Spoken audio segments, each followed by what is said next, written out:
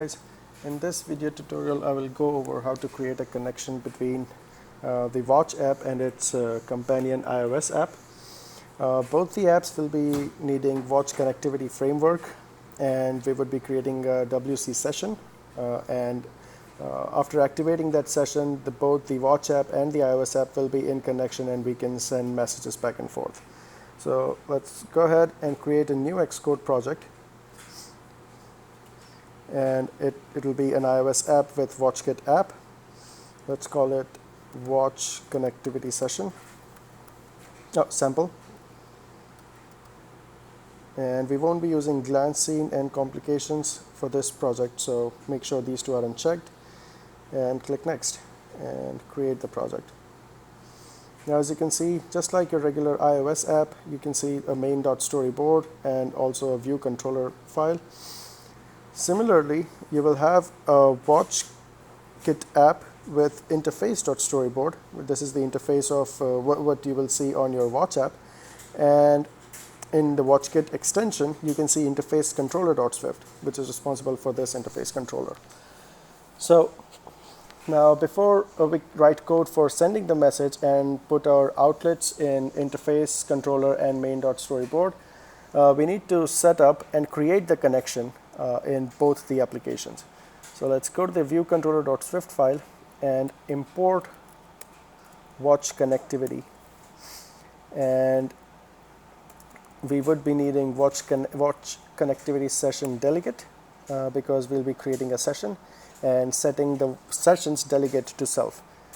Now, in our view did load, we first need to create a session. So it would be a new variable. Let's call it WC session, and it will be of type WC session. Now let's initialize this WC session and make it of type WC session dot default session. And this is all you need to create this session, but you definitely need to set the delegate for WC session, and we do WC session dot delegate equals to self. And now we go ahead and activate the session. So this is all you need to create the session on the iOS part of the app. We need to do the exact same thing for our Watch app. We go to the interface controller.swift file, import watch connectivity, and also we would be needing WC session delegate. We would be needing a new variable, and you can name it exact same if you want. Otherwise, it doesn't really matter. You can name it anything you want. So we create a new WC session, and the Watch app counterpart of view did load is will activate. So go ahead and do the exact 3 lines of code that we did for our iOS app. So WC session is a WC session of type default session. WC sessions delegate is self, and the WC session dot activate session. All right, so now the session is created on both the apps.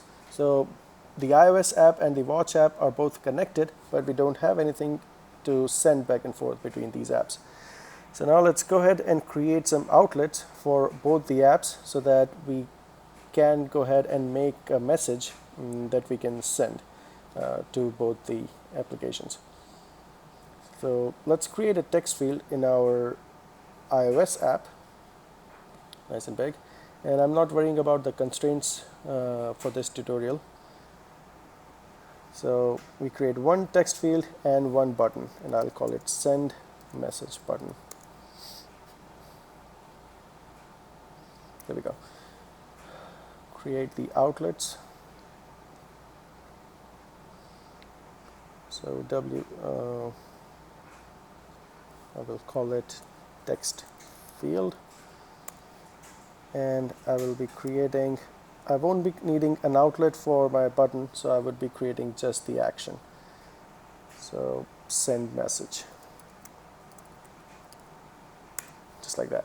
So now as soon as anybody hits the send message button, we will be sending a message which will grab the text from text field and sending it as a message. So to send a message, we need a method called send message. And there are a lot of different methods, just like send message. For example, send message data, send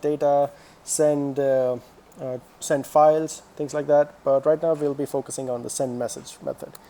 Now, send message method needs a message, and it should be of type string with the value. So string would be a key for a value of any object. And we have a reply handler, which is like a checksum that we get back, something that we hear back from our watch app. Some sort of a confirmation that, okay, I received a message and here's my reply to it, something like that. But we won't be needing it for this tutorial, so you can go ahead and simply set it to nil. So let's go ahead and create a message that we need to send. So I create a new variable, I name it message, and it should be a string. It should have a key, which is a string, and that key should have some value. And our value would be text field dot text. All right. Now, the name of my key is, I can call it message, and that's pretty much it. Now, you will send this message as a message using your send message method. And I would be needing some way to handle my error. So, error in print error.localize description. There we go. So now the iOS app is doing everything from creating a session and then getting a message from the text field and sending the message. But the watch app is not doing anything. It doesn't. It has the connection established, but it doesn't know that a message is received. So we go ahead and we create a method. And since we already have our delegate, we should be able to use a method called session did receive message. So there it is. So you create this method, did receive message, and this is to confirm that, okay, some message is received, and what do you want me to do with that message? So we know that a message is received, and instead of simply printing it, we can show it on our watch app. So go back to your interface controller right here and drag and drop a label. And this is not a UI label. It would be a WatchKit interface label. You simply drag and create an outlet for this label. I will call it message label. Message label. There we go. So now every time I receive a message, all I want to do is set the message label and set text, and the text would be the message.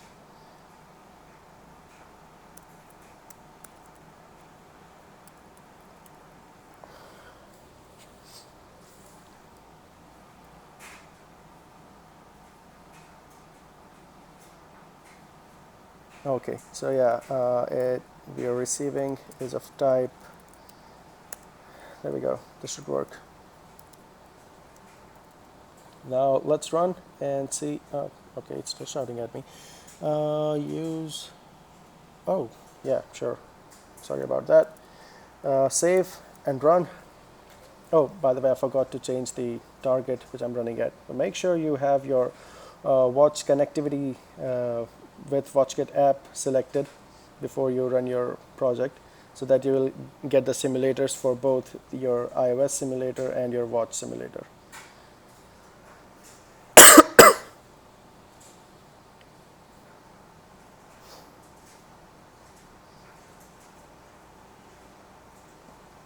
Alright, so this is my watch connectivity, and I should see it on my watch app too. There we go.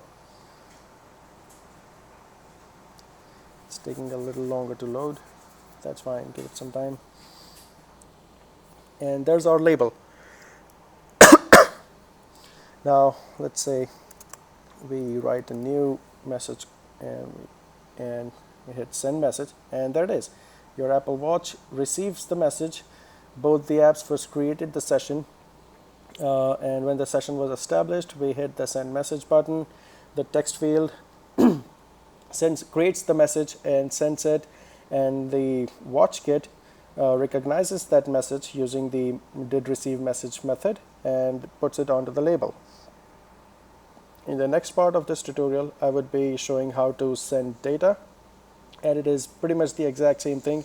You can send any type of NS data back and forth between the two apps. You can send image data created in your iOS app and send it to the watch app to actually display the image and things like that.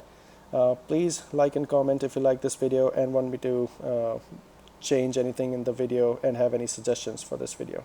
Thanks.